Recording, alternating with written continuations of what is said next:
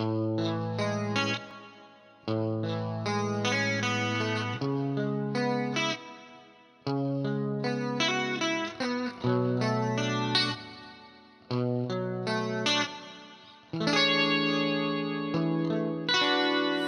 ึ่งคน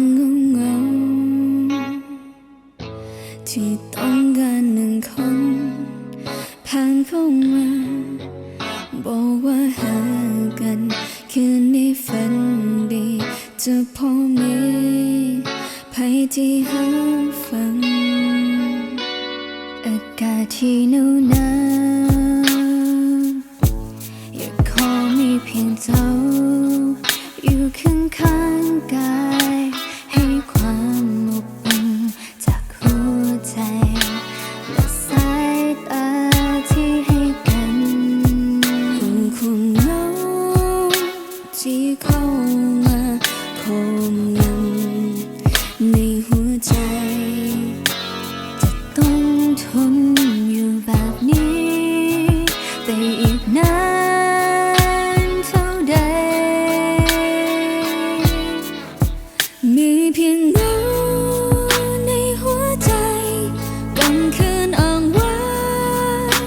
และเดียวดายยังมีคนยืนอยู่ข้างกายและทำวันคืนให้สดใสสวยเข้ามาทำให้หัวใจ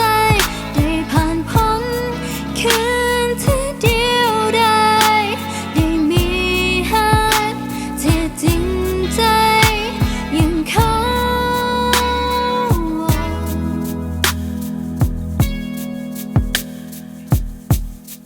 แต่ในความจริงน่าจะมีภัยที่เข้าใจ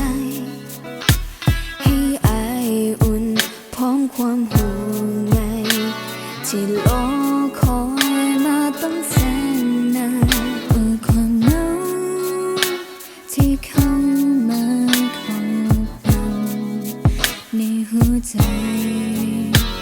จะต้องทนอยู่แบบนี้ไปอีกนานเท่าไร